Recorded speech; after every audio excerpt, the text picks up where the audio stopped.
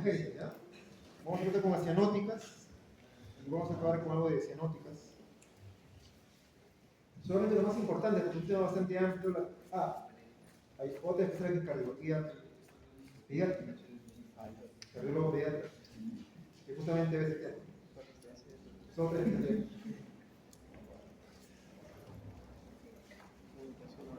Hay subespecialidades que requieren prerequisitos. O sea, no. En algunas circunstancias, tú no puedes ser cardiólogo pediatra de frente. O tiene que ser pediatra o cardiólogo antes.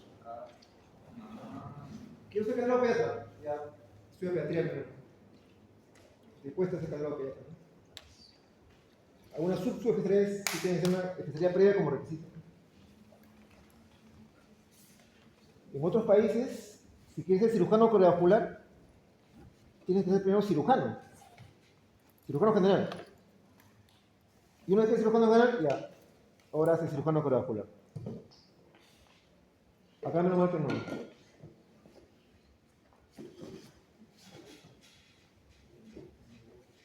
Ya, vamos a pasar con la comunicación interatrial, o CIA. Y la comunicación, como su nombre lo dice, la comunicación interatrial es un defecto del septum interatrial que no debería haber, que une el flujo entre la aurícula izquierda y derecha. Prevalencia 7-11% más o menos de cardiopatía congénitas, algo frecuente. ¿Y en qué consiste? En que este septum que debe estar íntegro, el septum interatrial, hay un orificio congénitamente determinado que hace que el flujo de la sangre de la aurícula izquierda pase al lado derecho,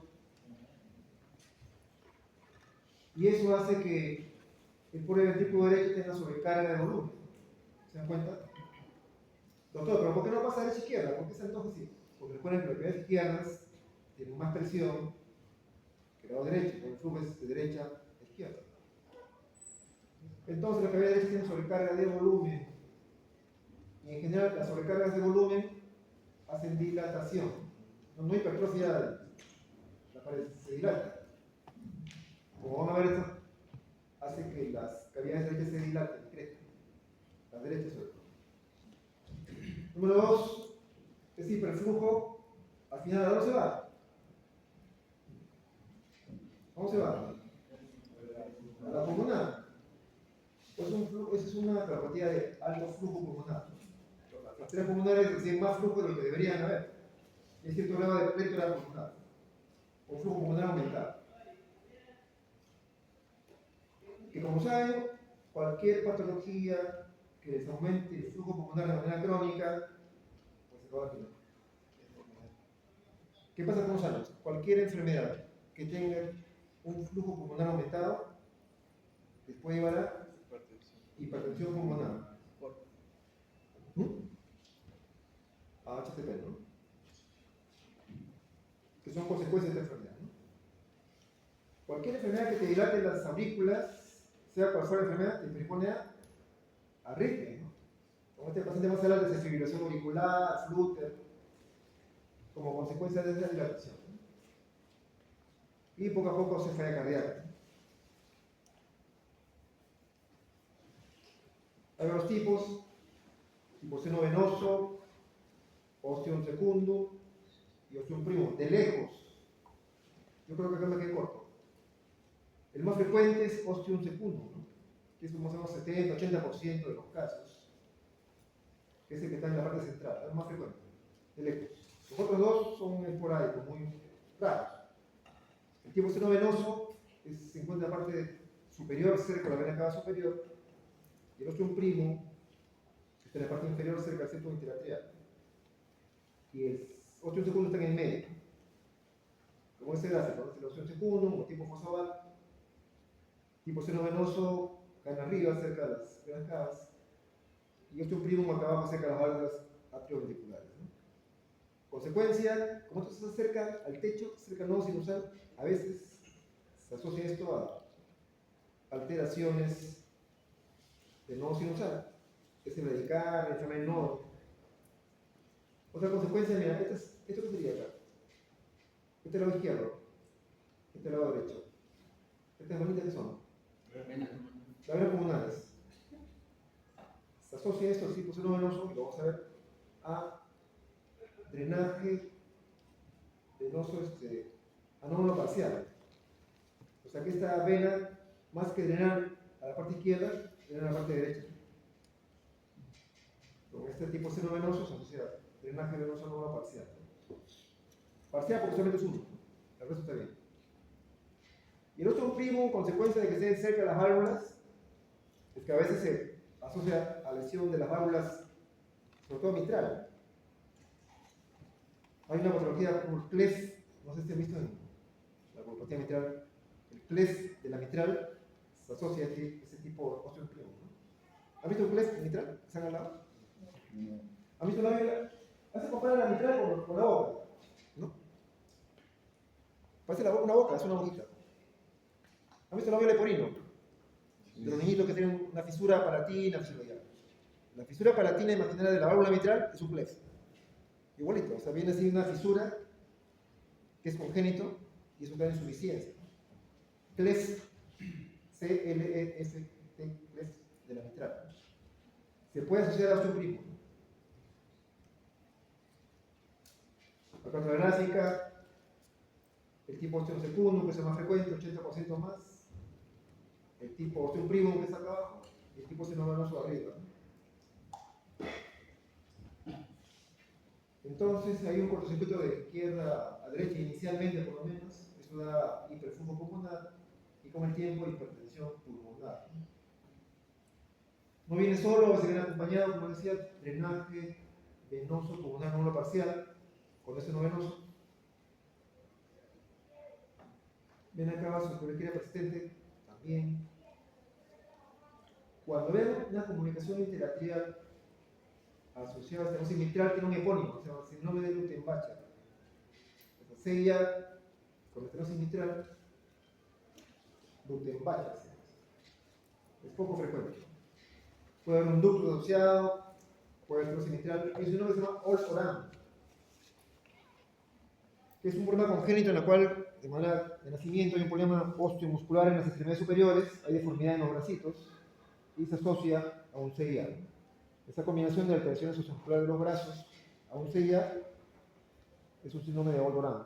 También es raro, ¿no? Y en el caso del tipo osteoprimum, decía que se asocia a válvula mitral hendida o CLEF mitral. El cuadro clínico va a depender del tiempo de evolución y de la severidad o el tamaño del SEA. Más grande el SEA, peor. Más tiempo, más edad del paciente, peor. Entonces, en la infancia suele ser asintomático. Los síntomas son a partir de la pubertad en adelante. Puede haber palpitaciones por arritmias, disnea por falla cardíaca. Entonces, tanto la falla cardíaca como la arritmia, generalmente después de la tercera o cuarta década, si es que no son tratados quirúrgicamente en la infancia. Cualquier dilatación, como en este caso, les lleva a arritmia, ¿no? Fibrilación auricular, flúter, que empeora la falla cardíaca. A veces hay embolia paradójica, ¿no? Que la pasada discutimos. La embolia paradójica, recuerden, es cuando un émbolo de la pierna, que es frecuente, lo sé. Bien, la formación de trombos en las piernas lamentablemente es frecuente. Es frecuente. Y si se desprende la pierna, lo normal es que vaya acá, pulmonar, y se queda un TEP chiquito y se acabó. Pero si tiene un CIA o un foramen global permeable, va al lado izquierdo, al lado izquierdo, la aorta, cerebro, y termina un stroke. Nos preocupa un trombo que se forma en la pierna. Es un riesgo adicional de este CIA, ¿no? O foramen global permeable también así. Cuando está en físico, que esto es semiología, estamos repasando, creo que lo hicimos el año pasado, ¿no? Estamos repasando. El segundo ruido amplio es doblado, fijo, ¿en qué foco? Foco pulmonar, ¿no?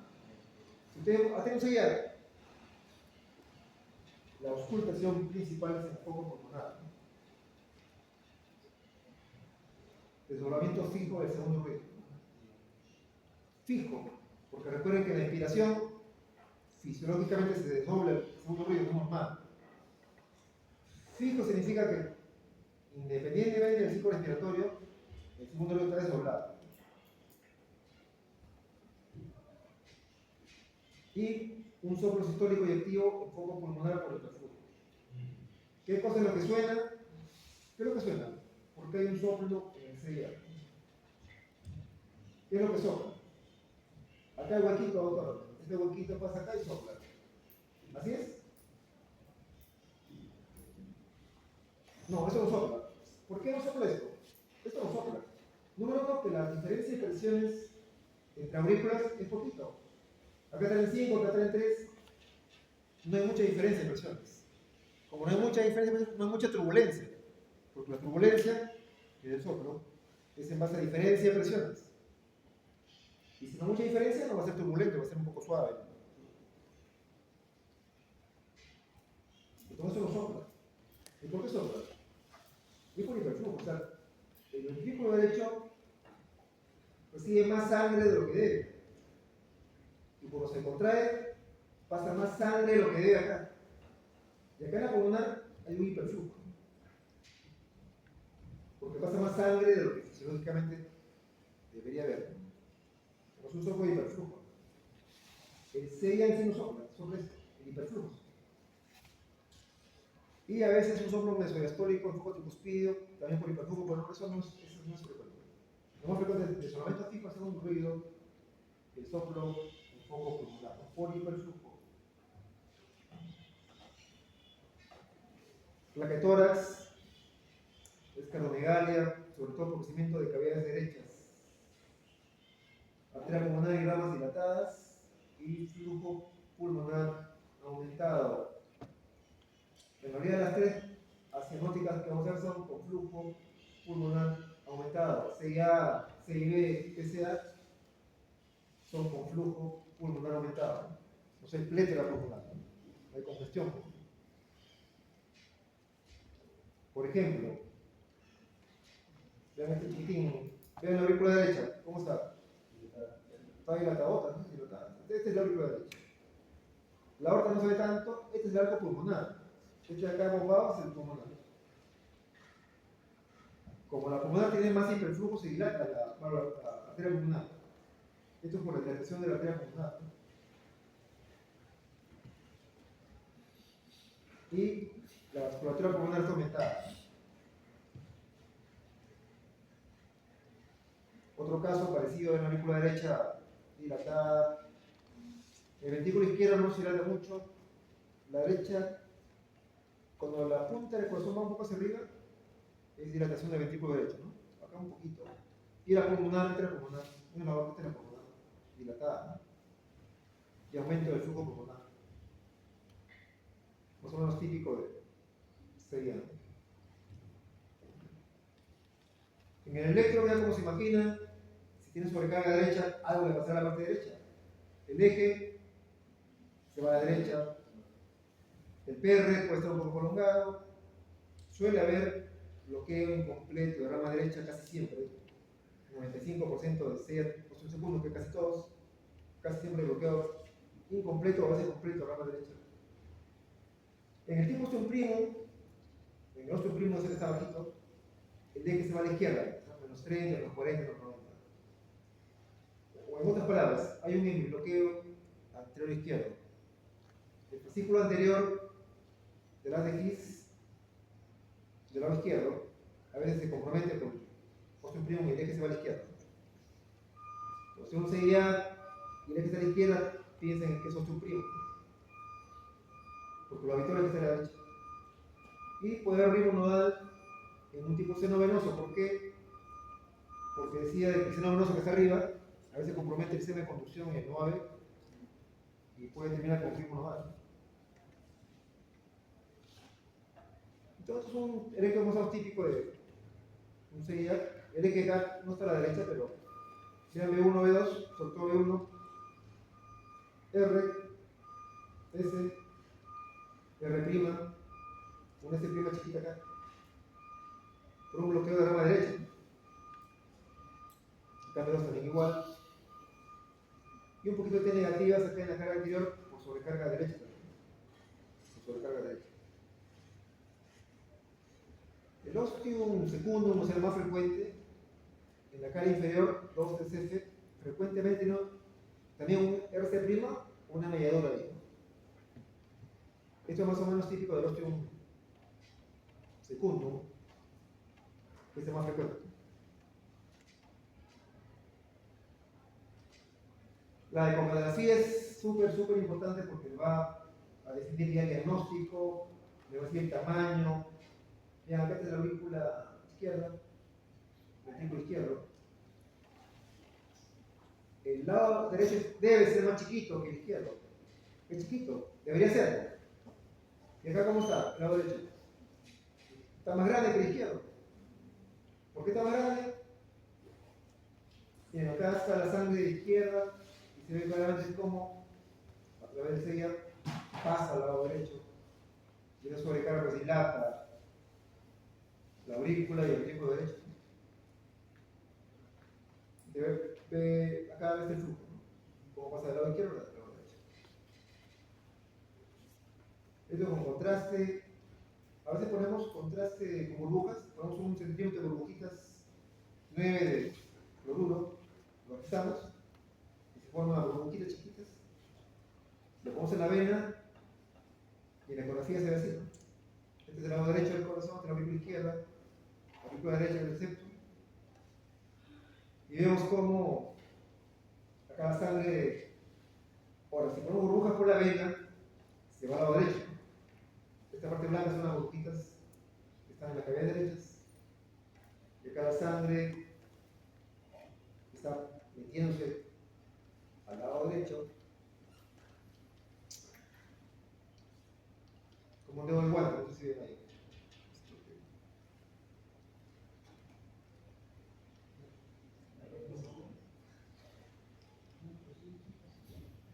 Por ese dedo de guante que se mete es un flujo normal, ¿no? Y a veces pasan burbujitas del lado derecho y del lado izquierdo. Y se ve echando fácilmente. Hay los tipos de ecografía. Tiene una ecografía 3D que permite ver en 3D mejor la lesión. Lo que está al fondo es el septum interatrial, visto desde la aurícula derecha, y ese huequito es la comunicación interatrial. Y por un segundo que son más frecuentes. Esto igual son 3D, puede ser redondito, puede ser bien grande. Mira, casi todo el septum interatrial es un hueco. Ovalados, ¿no? Son variables.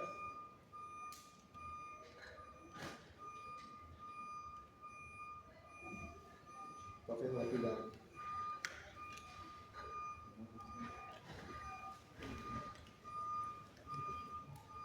a veces es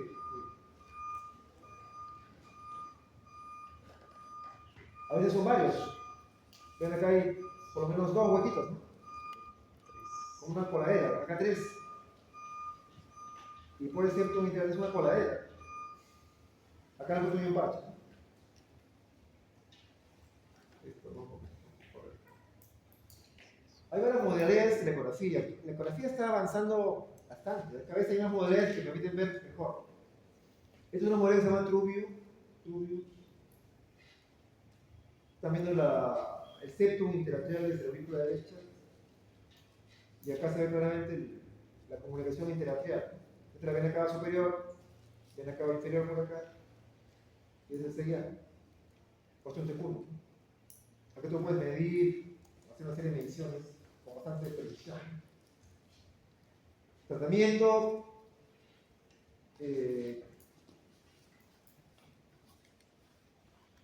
Miren, en general se necesita hacer un poquito de falla cardíaca, es manejar la falla cardíaca, ¿no? Y la decisión de cerrarlo en todas las congénitas que vamos a ver, las acinóticas, es en base al QPQS, ¿no? El QPQS, ¿me escucharon, no? QPQS. Q se refiere al flujo. QP es flujo pulmonar. Y S se refiere al flujo sistémico. Lo normal es 1. O sea, el flujo pulmonar debe ser igual al flujo sistémico. Cuando hay un shunt, ese cortocircuito hace que el flujo pulmonar sea mayor que el sistémico, porque la sangre da vueltas en la parte pulmonar más que en la parte sistémica. Si esa relación es más de 1.5, o tiene un QPQ de 1.5 o más, quiere decir que hay mucho flujo pulmonar, va a terminar en HTP, tenemos que cerrar sí o sí ese CIA. Tenemos que cerrarlo porque va a llevar HTP, va a ser arritmia, se va a poner mal. Y hay que cerrarlo. ¿Cómo lo cerramos? Tienen varias alternativas. Otra vez insisto, la hemodinámica y los procedimientos percutáneos cada vez han quitado más del cirujano. Una alternativa es con una percutánea, ponemos un catéter, a través del catéter ponemos un dispositivo de oclusión, el Amplatzer es el más famoso, y es un sistema doble paraguas. Liberamos acá una parte, liberamos acá la otra parte, y son como dos paraguas que cierran el CEA, ¿no? Y eso lo puedes colocar de manera percutánea. Acá, por ejemplo, están colocando una clase, están los hemodinamistas, los cardiólogos hemodinamistas, están preparando el dispositivo. Es como un alambrecito en forma de, ahí está, en forma de paraguas. Lo están instalando, mira cómo se estira. ¿No? Mira, como es flexible, tú no lo vas a poner así. Así no va a estar en la venta. Bien lo que hace, Como es flexible, permite colocarlo en el catéter. O sea, lo metes en el catéter y se adapta a la forma del catéter. Generalmente se humedece para que tiene un material trombótico, hay un poquito que se trombosa. Ya lo está metiendo ahí al introductor y ya se metió, ese dispositivo ya se metió al introductor, está dentro. Como está preformado, cuando lo sueltes, otra vez adopta la forma de doble paraguas. Entonces está dentro ese aplace.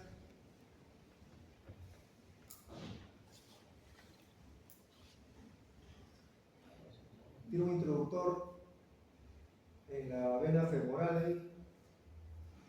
Es femoral, la vena femoral.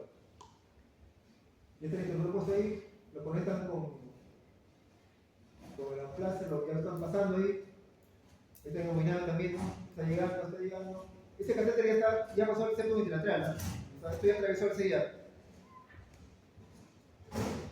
La punta está en el lado izquierdo.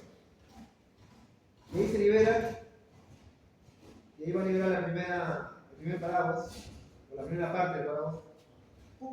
Y se liberó. Jala un poquito para que esté en el septo mitral ya. Y libera el segundo, y listo. Ya no hay CIA. Este tubito feo es el ecógrafo transesofágico. En la operación hay un ecografista que esté viendo por el transesofágico cómo van las cosas. Y vemos directamente ahí con hemodinámica, con fluoroscopio y con la ecografía transesofágica, que es esta, que está en el esófago. Y vemos todo el procedimiento que quede bien, ¿no? Que no haya fuga, que quede cerrado bien, etc. Todo lo que antes se hacía exclusivamente por cirugía, se puede hacer por hemodinámica. Pero tiene indicaciones, ¿sabes? No pueden poner a todo el mundo. No pueden. ¿Por qué? Porque un requisito es que tenga buenos bordes. Porque entonces se ancla como medio. Tiene que haber bordes para que se ubique. Si no hay bordes buenos, ¿qué podría pasar? Se sale. Y nos ha pasado. Y emboliza.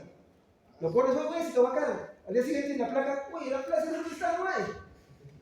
Buscan en la pulmonar. Y termina en la pulmonar. Ahí tengo una tomografía de ese paciente. Y en la plaza está en la pulmonar. Embolizó. Porque no anclaron bien. O los bordes eran muy chicos. Entonces no se puede hacer todo el mundo.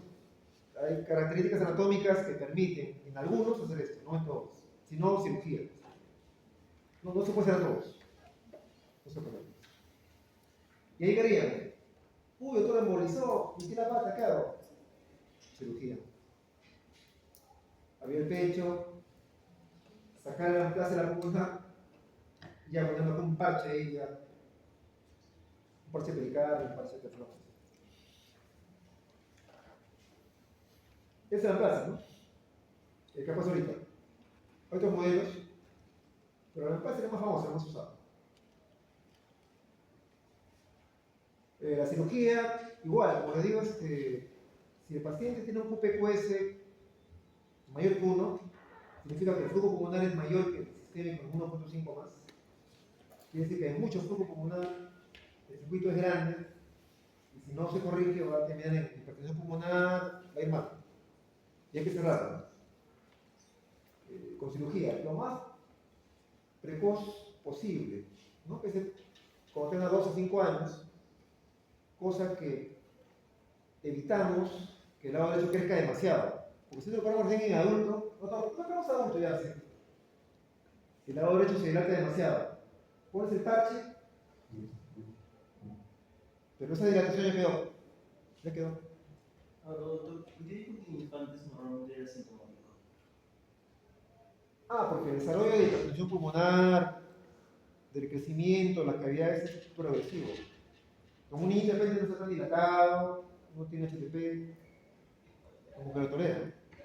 Pero pasan los años, se dilata más el lado derecho, aparecen las arritmias, después de décadas, y el paciente ya tiene más síntomas. En los chiquitos, como que todavía no. Justo para evitar que no haya síntomas, es que hay que operar el niño, para evitar que no se dilate. Si lo operas ya de adulto dilatado, de repente lo operas, otro lo mejoré, pero ¿sabes qué? Me queda con la arritmia. Y ya se quedó con la arritmia. Entonces hay que operarlo lo más precoz posible. En el adulto se puede operar, pero lo ideal es joven o niño. Contraindicación de cualquier cirugía, esto pasa en el CIA, CIB, PCA. Si tiene síndrome de Eisenmenger, no explica qué es Eisenmenger, ¿no?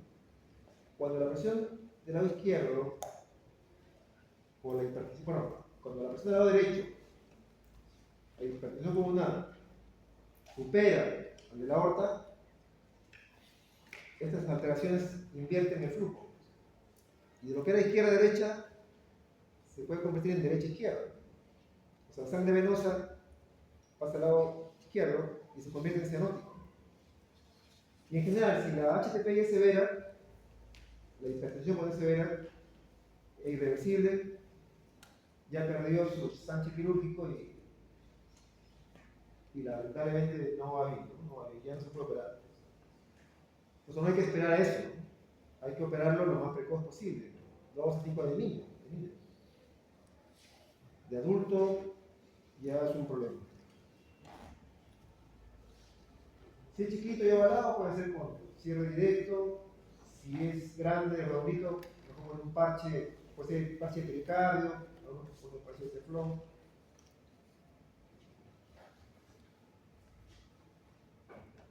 Otro, la comunicación interventricular o CIB. Ya, lo mismo que en CIA, pero en el ventrículo. Hay un defecto del tabique interventricular. Es frecuente, 20-25% de las congénitas. Recuerden que el tabique ventricular tiene una zona membranosa y una zona muscular, que a su vez se ven de entrada, de salida y triangular. El más frecuente de lejos del CIB es el perimembranoso, que está justo debajo de la válvula aórtica. 70-80% es perimembranoso, que está en la zona membranosa del septum intrateral, que es la zona que está justo debajo de la aorta. Ese es más frecuente. A veces asocia PCA, coartación de aorta, puede ser. En general, si la comunicación interventricular está cerca o muy cerca de la válvula pulmonar o aórtica, a esa altura altera la estructura de la válvula y hace que haya colapso de la válvula y hay insuficiencia valvular. A veces eso es insuficiencia aórtica o pulmonar cuando estamos cerca de la válvula. A ver, ¿qué pasa acá? Este huequito del CIB hace que el ventrículo izquierdo parte la sangre que debería ir todo solamente a la aorta. Justo ya no se tiene control.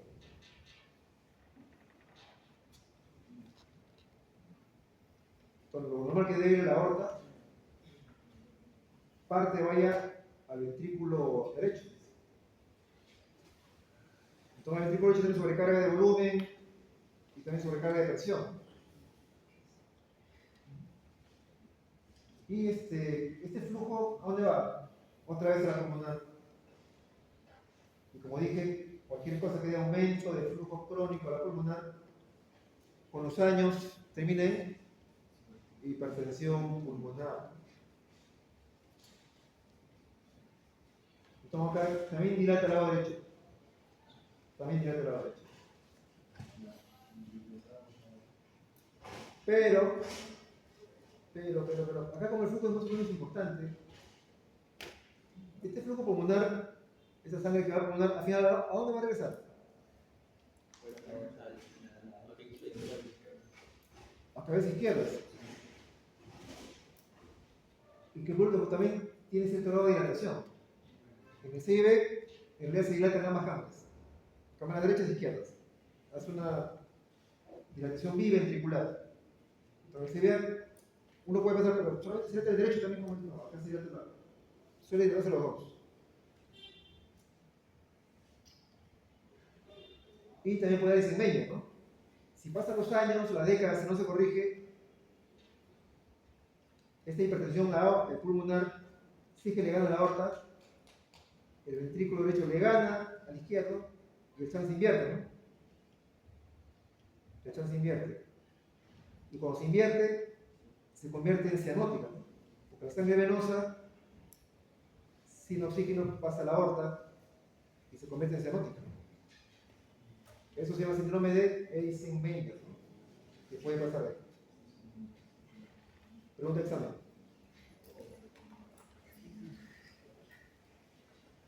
Pregunta de examen.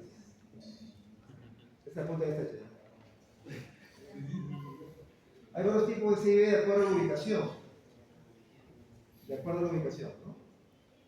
El 80% más o menos es perimembranoso, que está acá debajo de la válvula. Perimembranoso. Los musculares, que están más abajitos, son más raros. Como es muscular, y si fuera chiquito, se puede cerrar espontáneamente. Si es un CIB chiquito y muscular, a veces se cierra solo, en los huevitos. Los perimembranosos no, hacen un tercero. Pero los musculares chiquitos pueden cerrarse a veces. Los infundibulares, ojo que se llama infundíbulo, al tracto de salida del ventrículo derecho, se llama infundíbulo. Los infundibulares, frecuentes en los asiáticos, 30%, no se cierra espontáneamente. El perimembranoso, que es el más común, tampoco se cierra espontáneamente. Los musculares sí a veces. El de entrada, que está debajo de la mitral, se asocia a síndrome de Down. Los niños con Down, lamentablemente, tienen mucha relación con características congénitas, ¿no? No se Down, tenemos que ver el corazón, porque tiene PCA, CIB, CIA asociado. Tienen CIB, Down puede tener CIB. Cuando tienen CIB, es el tipo de entrada debajo de la mitral. Entrada o canal se llama ese tipo de CIB. Hay varios tamaños. El ventrículo derecho está sometido a sobrecarga de volumen y presión. Hipertensión pulmonar de grado variable de acuerdo a los años. Y la evolución, como les digo, puede llevar a un Eisenmenger. Ojo que el Eisenmenger, menos mal, requiere un tiempo de décadas para que se desarrolle. Nunca van a ver un niño con Eisenmenger. Eso no existe. No hay niños con Eisenmenger. Recién después, cuando tenemos 20 años, 30 años, ahí empieza a aparecer, ¿no? Pues tenemos un tiempo de corregirlo, ¿no? No esperar, cuando digo Eisenmenger ya no podemos hacer nada. Ya no se puede corregir ya. ¿Por qué no se corrige? No se corrige. Doctor, ¿qué pasa si tiene un Eisenmenger? Tiene un Eisenmenger, la presión acá está volando, más que la aorta, está invertido el flujo. Pero igual, por cierto, se me da ganas de cerrarlo, doctor, quiero cerrarlo. Y lo cierro. La presión es tanta que el ventrículo derecho claudica, no soporta, es demasiada presión. Este si ve más bien está haciendo como una válvula de escape que no soporte tanta presión. Si lo cierro, cierras esa válvula de escape y el ventrículo no soporta tanta presión. Claudica y se muere. Entonces, cuando tienes el Meyer, ya no hay nada que hacer. Ya no puedes hacer nada. Te ponen un trasplante de corazón-pulmón, ¿no? Pero hacer trasplante de corazón-pulmón es muy difícil. Entonces no hay que esperar eso, hay que operar de niño igual. El mensaje es detectarlo y operar de niño. No esperar a que pase todo eso. Entonces en ese medio lo que pasa es que esto de acá se organiza, se hace una hipertrofia en las paredes de las pulmonares, hace que la hipertensión pueda ser irreversible y el flujo se invierte. El flujo se invierte. Y acá ya no hay que hacer nada. Ya no se puede hacer nada. El cuadro clínico, igual, falla cardíaca, ya en la adolescencia, en la adultez, arritmias si ya se dilató el corazón, si hay Menger, empieza a cianosis, ya sí ahí no hay nada que hacer. A la auscultación está el famoso soplo de Royer. Esto lo vimos en semiología el año pasado, soplo de Royer. El soplo más intenso en cardiología, el más fuerte, el que tiene el Oscar, el soplo de Royer, que es el soplo holosistólico, es un soplo holosistólico de la comunicación intraventricular. Casi siempre con tril. Pon en la mano el tril, la vibración. Y es un soplo muy intenso, el más fuerte en cardiología, sí, el soplo de Royer. En segundo lugar, ¿a quién le daríamos? Estenosis aórtica, ¿no? Y el tercer puesto, casi empatado con el segundo, insuficiencia mitral. Todos históricos, ¿no? Porque en las sístoles hay mayor flujo, mayor turbulencia. Los soplos diastólicos, insuficiencia aórtica, estenosis mitral, son bajitos. Porque las presiones en diástole son chiquitas. No hay gradiente, el soplo es bien chiquito. Acá en sístole, sí, el soplo de Royer es un soplo, pero brutal. El electro, si es chiquito, pues es normal. Cuando es grande, le decía, hay un crecimiento biventricular, ambos ventrículos se dilatan, el ventrículo izquierdo se puede dilatar más. Y si tiene hipertensión pulmonar severa, podría predominar hipertrofia del ventrículo derecho en caso avanzado.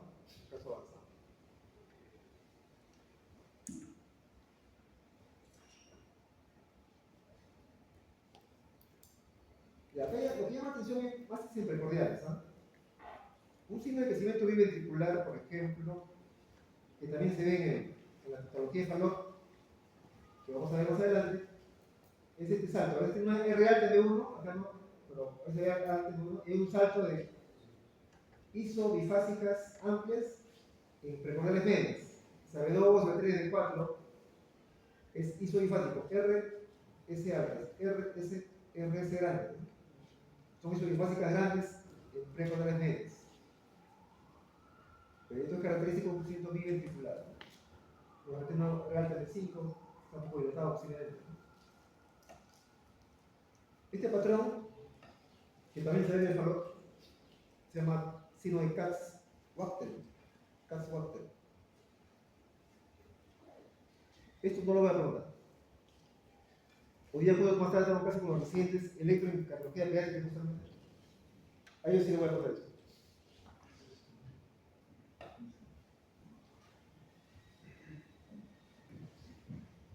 La placa de tórax tiene un crecimiento biventricular. Acá sí el ventrículo izquierdo va a estar dilatado, casi la pared, ¿no? Recuerden que el ventrículo izquierdo crece la punta hacia abajo, hacia afuera. Como hay aumento del flujo pulmonar, viene la pulmonar, el tronco de la pulmonar completamente dilatado, y una gran plétora pulmonar, porque también hay aumento del flujo pulmonar. Igual el ventrículo izquierdo dilatado, la aurícula está un poquito dilatada, la derecha también. La pulmonar dilatada, con plétora pulmonar incrementada. Esto es una cardiopatía también de alto flujo pulmonar. La ecografía es fundamental, muy importante porque le va a decir el diagnóstico con más certeza, la ubicación, el tamaño y el compromiso hemodinámico, o sea, si hay hipertensión pulmonar o no, el tamaño, las gradientes, y generalmente con eso solamente decidimos la operación. Acá vean, este es el ventrículo izquierdo, mitral, aurícula izquierda, ventrículo, aurícula derecha, tricúspide. Y acá se ve este colorcito, la sangre pasa del lado izquierdo a derecho.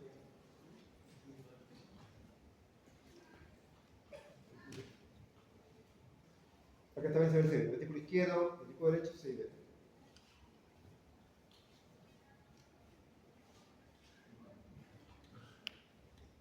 En el CD muscular, en los chiquitos, puede haber cierre espontáneo, pero la gran mayoría no se cierra, hay que cerrar, no. Como el 80% son perimembranosos que nunca se cierran, casi nunca se cierran. Pero si es muscular chiquito, podría cerrarse.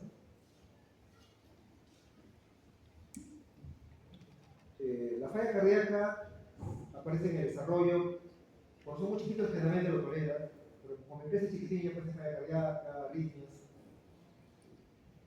Y el circuito invertido derecha-izquierda, o sea, ese Menger, es raro antes de la segunda década. Esto puede ser en la adolescencia, en todos los casos después de los 20 años, 20, 30 años. Recién puede ser ese Menger.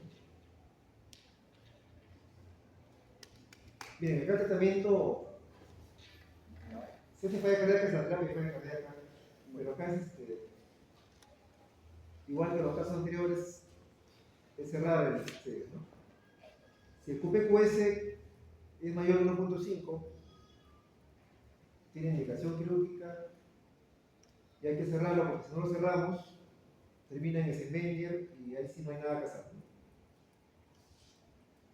¿Cómo lo cerramos? Acá sí es quirúrgico, ¿ah? Acá es quirúrgico. Acá es el CIB, y acá ha puesto un parchecito de pericardio del cirujano. Puedo poner una plaza, doctor, tan bonito que he visto ahí, como se llama, puedo poner una plaza.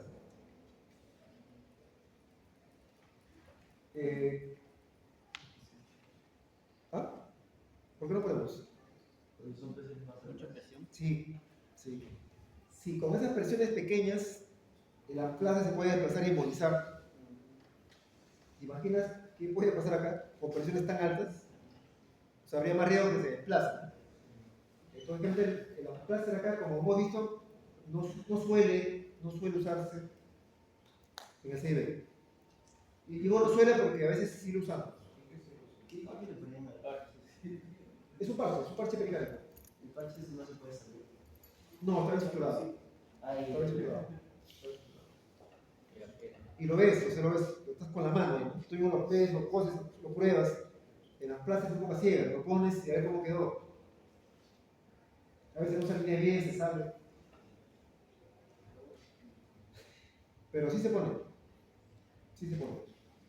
Si, por ejemplo, no puedes operar porque el paciente es frágil, no quiere operar el paciente, no quiere operar. Hay alternativas. Ampliarse, pero con esos riesgos.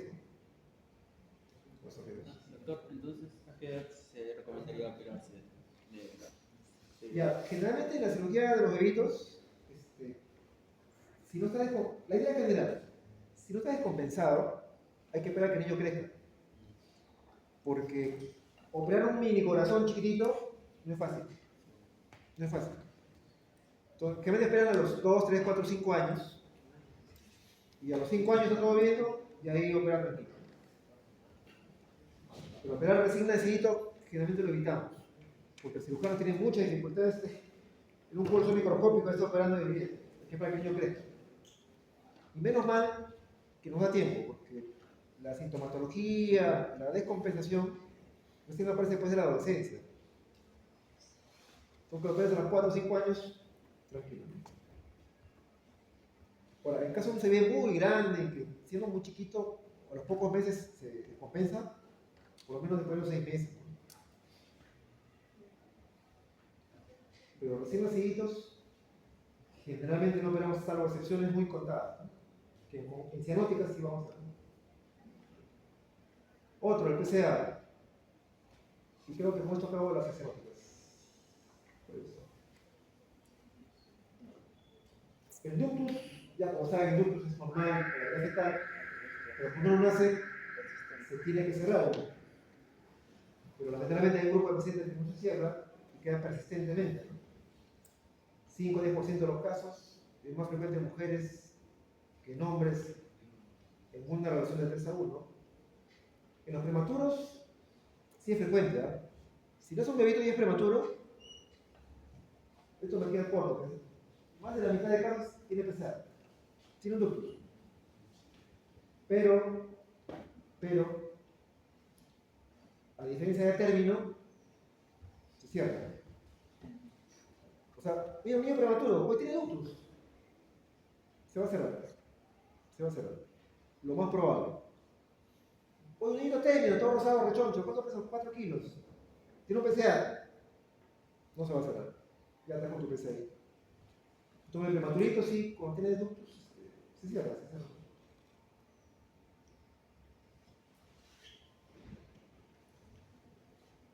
A término no se cierra.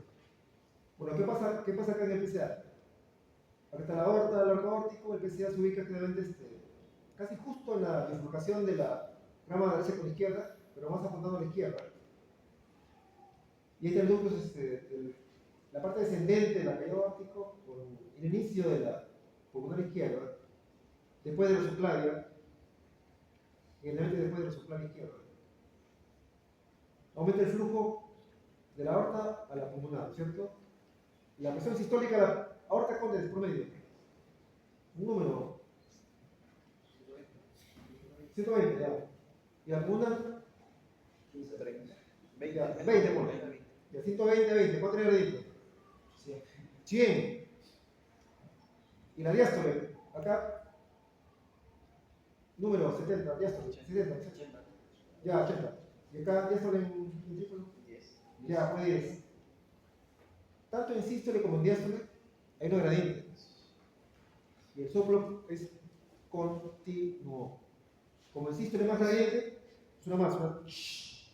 En diástole se ve y da el soplo en maquinaria o soplo de.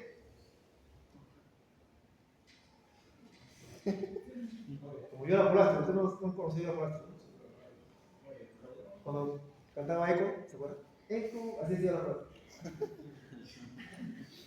Yo he llegado a ir a su programa cuando era chiquito. Yo he llegado a ir cuando era chiquito, estaba en la polastro. No soy un burbujito, pero estaba ahí. Es buena gente, pero es su carácter, ¿no? Se comporta mal, te renegaba. Me da pena como se pone yo la polastro, yo la conocía. Me da pena. Es un símbolo de las canciones infantiles. ¿Cómo se llama? El soplo de. Soplo imaginario, soplo de Gibson. Esa es melodía, yo lo dije el año pasado. Porque es un soplo continuo, ¿verdad? La parte más fuerte de la sistólica, la parte menos de la sistólica es. En maquinaria, como es un tren. ¿El tren cómo es? De maquinaria o de Gibson, porque lo escribe, el soplo de Gibson. ¿Dónde se escucha? Área pulmonar, en el foco pulmonar.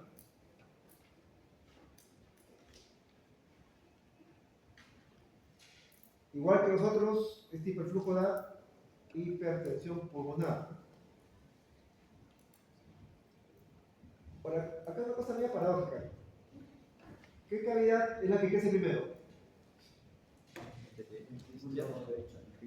Uno puede pensar, ¿no? La sobrecarga derecha, sufrirá lado derecho. Sí, pero esto pasa con el tiempo. Pero en el tiempo que no tiene HTP, no tiene hipertensión pulmonar, el ventrículo derecho no sufre tanto. En los años iniciales, el niñito no hace HTP. Y el ventrículo derecho como que lo soporta, no sufre mucho. Pero esta sobrecarga de volumen, del pulmón que está lleno de agua, de sangre, ¿A dónde regresa? Bueno, regresa al aurículo y ahí que tienen sobrecarga de volumen. ¿La sobrecarga de volúmenes dan hipertrofia concéntrica o excéntrica? Se dilata, excéntrica, ¿no? La insuficiencia aórtica, la insuficiencia mitral, esa sobrecarga de volumen crece. Aunque parezca medio raro, lo que se dilata inicialmente es el ventrículo izquierdo, porque la sobrecarga de volumen termina en el lado izquierdo y se dilata el ventrículo izquierdo.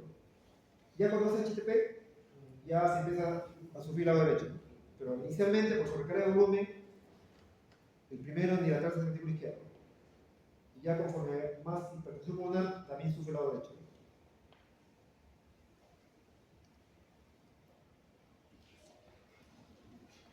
Si es chiquito, en los niños realmente si es pequeño no siente nada, puede ser sintomático. Mientras más grande se PCA, más hiperflujo, más falla cardíaca, infecciones respiratorias, si es que el PCA es grande. Al examen físico, miren, hay dos patologías que suelen dar la danza arterial o el pulso saltón. Uno es la insuficiencia aórtica. Otro es este, el ductus. El ductus también puede dar danza arterial, puede dar un pulso saltón parecido a la insuficiencia aórtica. Como está dilatado el ventrículo izquierdo, el choque de punta, o sea, el pulso ventricular izquierdo está aumentado, desplazado a la izquierda. El segundo ruido está desplazado por el soplo continuo, como acá el dibujito. El segundo ruido está en el medio, es enmascarado por el soplo, el segundo ruido. Y el soplo continuo, que se escucha principalmente en el foco pulmonar,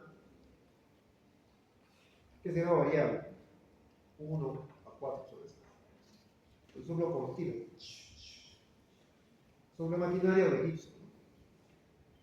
Pulso periférico saltones, y obviamente la presión arterial puede tener con diferencial amplio, ¿no? De 130 a 50, como en la insuficiencia aórtica, sistólica alta y sistólica de abajo.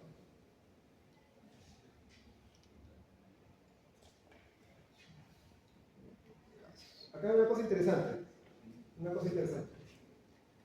que tienen que saber, ¿no? Cuando hace Eisenmenger, el PCA, ¿qué va a pasar?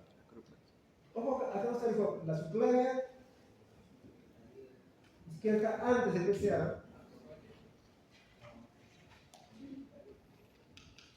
¿Ves un puntero? Sí. Ah, seguro aplastar el botón de atrás. Atrás hay un botón. Tiene su. Atrás hay un botón. Tiene su. Seguro aplastado. Bueno. Ah, este es el interruptor de. Encendido. Ya.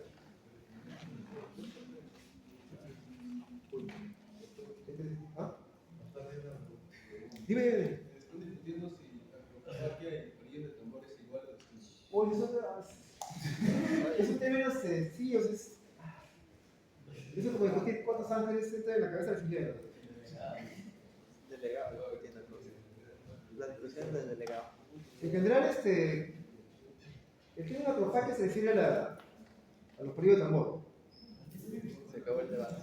Y la luna de reloj ya es la uña propiamente, ¿no? Es así, toda redondeada, bien convexa. El mecanismo fisiológico de la cromacia no está definido. Sí, había una época que me mataba buscando y no está definido claramente. Francamente es un tema de tesis doctoral. La fisiopatología, no sé, biomolecular, que la determinan, no está bien estudiada. Si bien es cierto, la cianosis crónica es una causa más frecuente en Florida, hay otras causas. En neumología también han visto esto, ¿cierto? Un paciente con EPO crónico, neumonía crónica, también termina igual. Otras patologías periféricas que también dan una cosa parecida sin que sea cianosis. Es un tema complejo, la verdad. Pero vean, decía que la subclavia izquierda es antes del PCA. ¿Está bien? ¿Qué pasa cuando se invierte el flujo?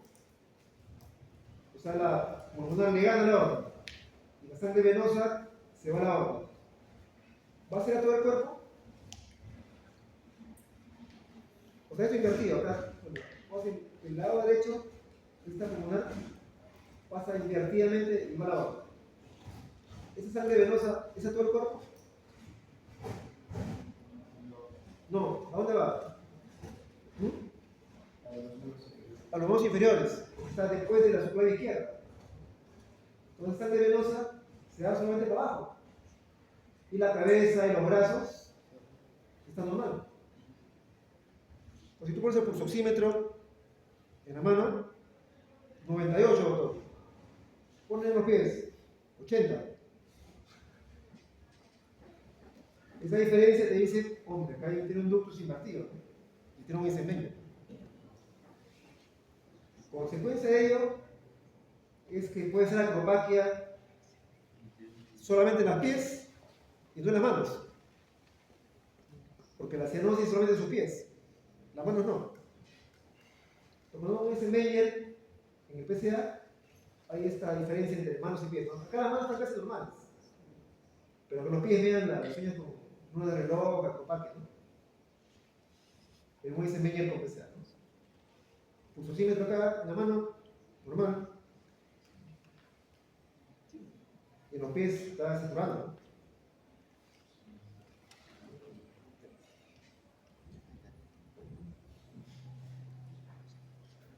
La placa de tórax igual si chiquito es normal, cardiomegalia de acuerdo a la severidad del PCA y siempre el flujo pulmonar aumentado. En el electro inicialmente hay sobre todo hipertrofia del ventrículo izquierdo y más adelante puede haber hipertrofia del lado derecho ya cuando hay hipertensión pulmonar, pero inicialmente repito es dilatación del ventrículo izquierdo. Parecido al CIA, ¿no? Ventrículo izquierdo acá, estamos dilatados el ventrículo izquierdo, la pulmonar está aumentada con un aumento de la frétula pulmonar. Si acá este electro, vean que las zonas R son acuminadas, son altas acá en B4, B5, B6, por hipertrofia del ventrículo izquierdo. Y la onda T ¿está normal? ¿La onda T qué les parece? Es sutil, pero no es normal. ¿Qué tiene?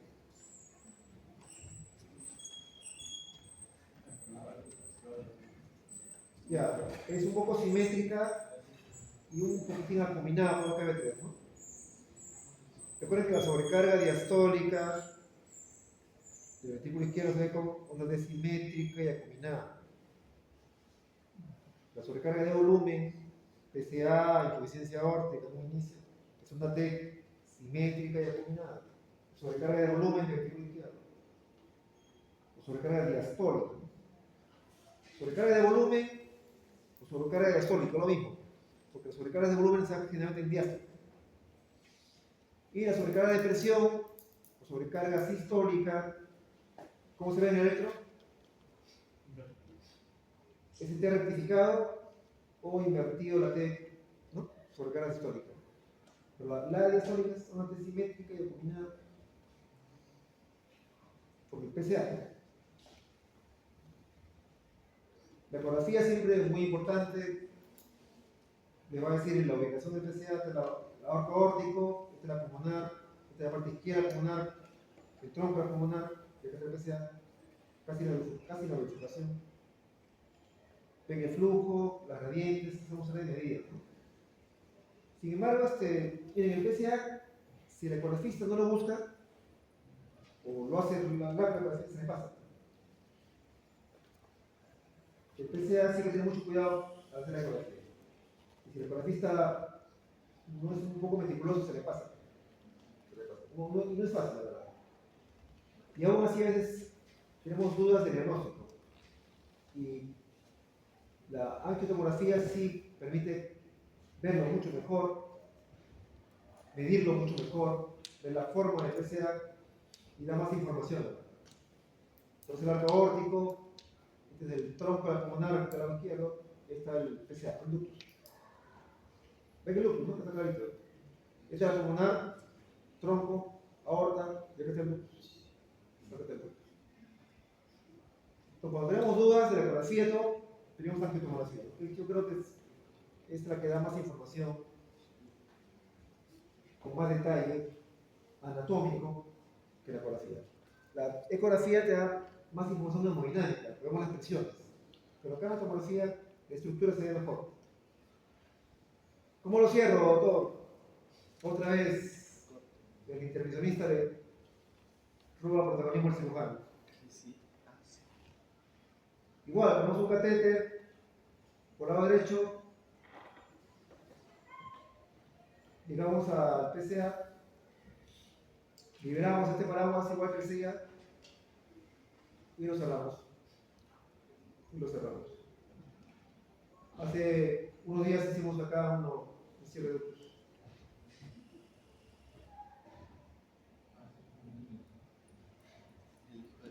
Acá he puesto dos catéteres, uno en la arteria y otro en la vena.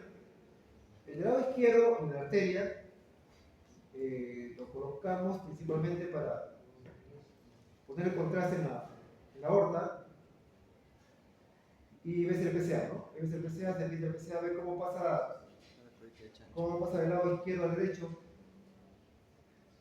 Lo ubicas y el otro catéter derecho permite poner directamente en la plaza, ¿no? Y ya se cerró. Se acabó. Pero igual, no puedo cerrar así a todos los casos, ¿no? Depende del diámetro del ductus, de la forma del ductus. Y cuando crezca también. ¿Mm? Cuando crezca no se puede salir. Ah, cuando crezca. Pero el corazón también crece. Generalmente, cuando tú pones un cuerpo extraño en el cuerpo, se fibrosa. Casi se forma parte de tu cuerpo. No es que queda ahí, pasa un año y no. Se fibrosa el cuerpo, lo pone como un cuerpo extraño, lo envuelve, se forma parte de tu cuerpo. No se va a salir. No se va a salir.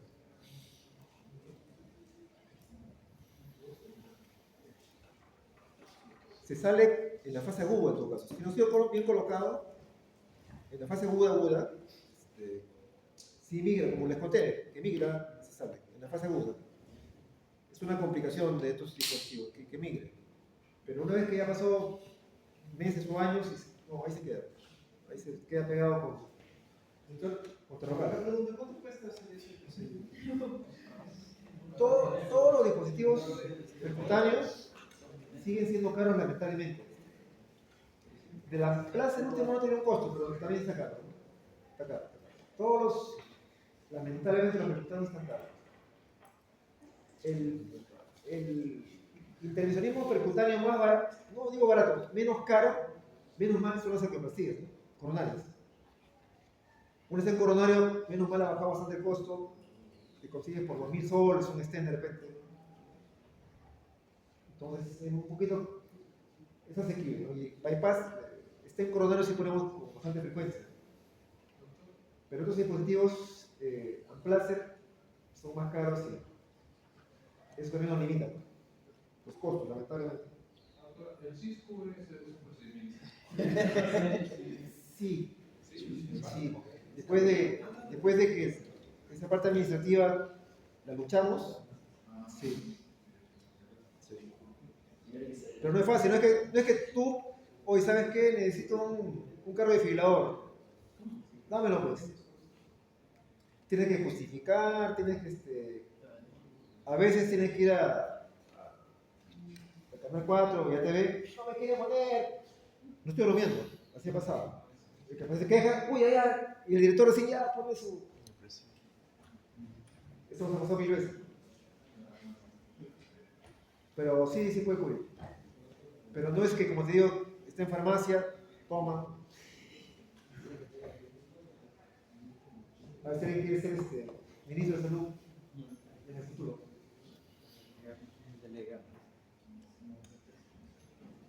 Y la cirugía cardíaca. La cirugía, desde el punto de vista de costo económico, es más barato que colocar un coil en una plaza. Es más barato. se puede operar. La ventaja de la cirugía del PCA, que no es, los dos anteriores, el C y B, el C y A es con cirugía abierta. Abres el corazón, circulación nasal corpórea, y todo lo que hemos discutido. El ductus no, menos mal. El ductus es una toracotomía lateral, no es con circulación nasal corpórea, el corazón sigue latiendo normal y lo cerramos. Menos mal. Entonces, dentro de las cirugías cardíacas es una no tan compleja, porque no usas la máquina corazón-pulmón. Es algo bueno. Y tiene una mortalidad bien baja. Falta eso. Y para acabar esta parte de la asinótica, la coartación de aorta. Coartación de aorta. 8 o 10% de los casos, más frecuente en hombres que en mujeres, 2-1 en relación. Y consiste en un estrechamiento de la aorta, generalmente la aorta torácica superior, y a veces se asocia válvula aórtica bicúspide. Cuando vean válvula aórtica bicúspide, busquen coartación. Si ven coartación, busquen válvula bicúspide. Se asocian, se relacionan. ¿En qué consiste? En un estrechamiento congénito del inicio de la aorta descendente orbital. ¿No? El arco aórtico se estrecha, cerca el ducto. Consecuencia, que la parte inferior del cuerpo no recibe un flujo adecuado. Número 2, como está obstruido acá, ¿quién va a recibir casi toda la sangre? Los miembros superiores. ¿Y la presión cómo está? Es una causa de hipertensión secundaria. Si usted ve a un niño, un jovencito, hipertenso, fíjense los pulsos pedios. Si el pulso pedio femoral está bajo, tiene hipertensión, es muy probablemente una coartación de aorta.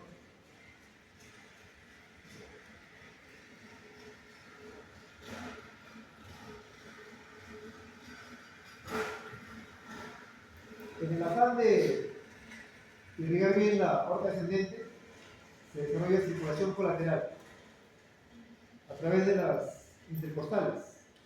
Acá ven la mamaria torácica o mamaria interna, genera comunicantes con la aorta descendente y se desarrolla bastante. Este desarrollo de las intercostales, recuerden que las intercostales por debajo, por encima o por debajo de las costillas. Por debajo. Junto con el paquete vasco nervioso, ¿cierto? Por debajo.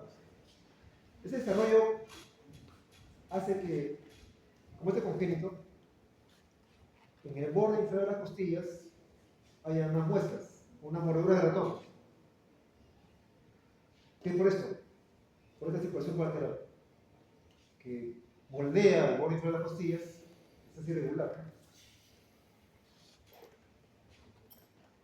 Puede haber claudicación por esa falta de irrigación, los pulsos en las piernas son débiles o bajas, hay una presión diferencial entre la presión de las piernas como brazos. ¿No?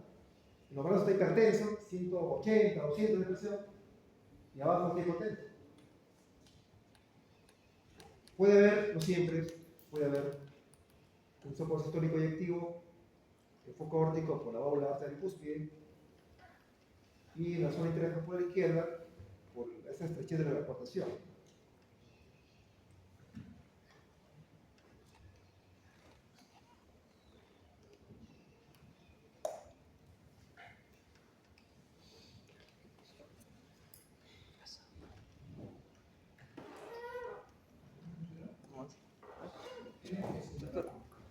Doctor.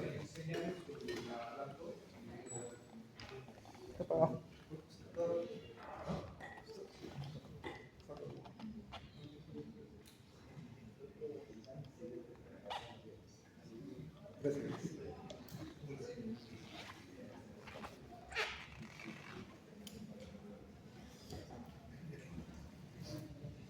El electro no es tan específico, pero habitualmente da por esta presión alta y la obstrucción hipertrófica del ventrículo izquierdo. En la placa de tórax puede ver que los megales provienen de cabezas izquierdas y en los niños mayores de 5 años y en los adultos, muescas en el borde inferior de las costillas, que se llama el signo de Roesler. Signo de Roesler. Tiene poracía, puede haber dolor de bicúspide y una gradiente en la aorta por la obstrucción. Perdón.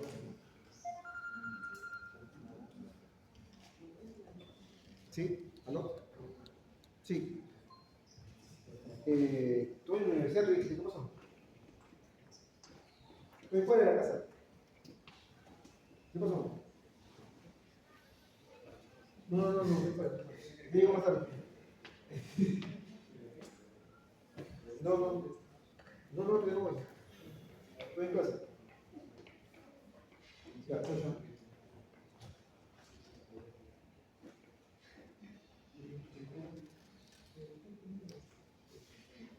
Doctor, ¿cuál es su trabajo más pesado? ¿La universidad?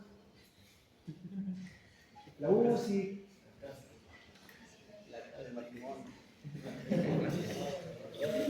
¿La emergencia? ¿Qué es lo que...? La casa. Y cuando tienen chiquitos... Esa, la llama... ¿Ay, papá?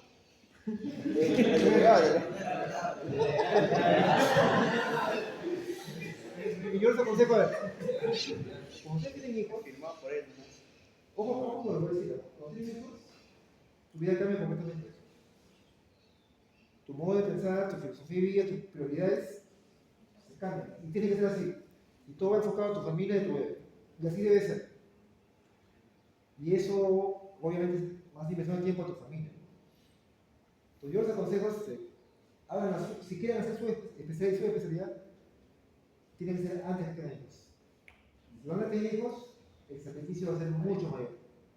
Y el sacrificio no solamente para ustedes, el sacrificio de la familia. Porque tienen a tu hijito lejos de su papá, porque ustedes no van a estar en la casa. No va a crecer bien el chiquito, ¿no? Porque no va a salir más bacana como debiera ser. Y unos consejos, cuando la especialidad podemos saber, casarse sí que se puede casar ahorita. No hay problema. Tener hijos es otra cosa. Es otra cosa. O sea, si van a la familia, planifiquen bien, ya después de la especialidad o su especialidad. Porque cuando van a hacer especialidad, se olvida, es a tiempo completo. Ahí sí, tiempo completo. Tiempo completo. Depende de la especialidad, ¿no? Depende de las que son más tranquilas, pero hay otras que son así. Bien demandantes. En realidad, la etapa más dura, cruda y dura de la formación médica no es el internado, no es no como ustedes. Es el R1. El R1 es la fase más cruda, dura y... Hace poco se subió una chiquita del rebate. Yo empezaba, debe ser R1, pobrecita. ¿Qué fue? ¿Saben algo? ¿Qué pasó? De neurología era. Era reciente final. Sí, de neurología. De neuro. Se mata también. Porque no, la sociedad de reciente lo negó. Sí. No es reciente. No, dijo. sí era. Sí era. De mato. ¿De mato? ¿R1 era? No sé, pero sí. Sí, era reciente. Era reciente. Ya, de hecho, para que alguien se suicide, ha tenido problemas emocionales fuertes. Ustedes no son la sociedad, pero es un reflejo del grado de estrés de la residencia. Entonces, es una cosa fuerte. Entonces, les repito, planifiquen su vida, no lo dejen al azar, no lo dejen al albur. Planifiquen ahí, voy a estar acá, voy a hacer esto, voy a hacer mi especialidad acá. Tengo mi novia, pero voy a hacer que espere hasta que me case. Planifíquenlo bien, no lo dejen al azar. O sea que no puede ser residente con hijos, sí, lo pueden hacer. Tengo residentes que son papás. Pero es más difícil. Y si yo comparo al residente, papá, puede ser muy buena gente, y tengo mucho aprecio y cariño en cierres con papás, pero la parte académica no se compara con el R que no tiene hijos. El R que no se lee el último estudio, sabe todo, se ha buscado cursos, se queda en la UARES. El otro no puede, tiene que correr a la casa a ver esas cosas. Es muy bueno, puede ser muy bueno y puede ser excelente cardiólogo, pero el otro se va a aumentar. No es igual. No es igual. Planifiquen eso.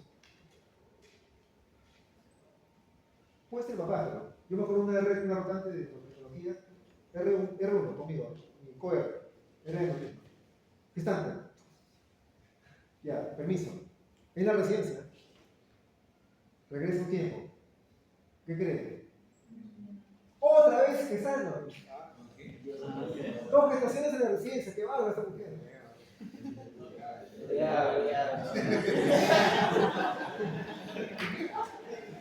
No hizo formación, pero era muy buena, muy buena. Todo eso, como se subió mediada por eso de la familia.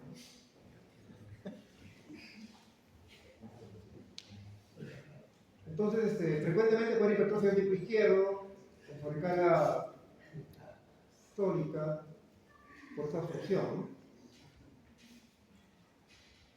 En la placa de tórax se ve claramente dos signos.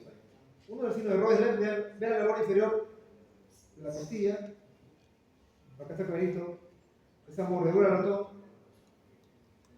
es porque las arterias intercostales están aumentadas como colaterales y eso moldea así las costillas. Y a veces, no siempre, a veces, acá también mira, el signo de Roesler, que es consecuencia de esas intercostales grandes hipertrofiadas por la circulación colateral. Y el signo del 3, que no siempre se ve, ¿no? O sea, acá está el arco órtico y justo en la cortación está metidito por la cortación mismo. Y da un signo de 3, como un 3. Esta es la cortación. Y un poquito de las malladuras de las costillas que no se ve mucho. Se asocia a aorta bicúspide, va acá dos válvulas, bicúspide, esta válvula. La coartación se asocia a bicúspide, válvula bicúspide, válvula bicúspide. Acá otra vez la mediadura de las costillas. Sin embargo, el gol estándar anatómico es la angiotomografía. La angiotomografía les permite ver con detalle la ubicación, la severidad de la coartación y es muy gráfica para ver la coartación. Bien esta coartación. Brutal. ¿Qué pasa? Los glóbulos rojos pasan acá de costadito, ¿no? Pasan en filadito los glóbulos rojos. Como puede tener este grado de severidad. La terapia, si tiene gradientes más de 50, ya no pasa una obstrucción importante, es la cirugía. El término terminal, o sea, cortas acá, y vuelves a cortar abajo. De repente, si la gradiente no es tanta y la obstrucción no es tan severa, podrías usar un stent. Pero realmente los stent los usamos más en una recortación. Después de que operas y queda cierta gradiente, podemos poner un stent también ahí, ¿no? Esa es otra alternativa. Hemos sacado esa parte de hacer notas.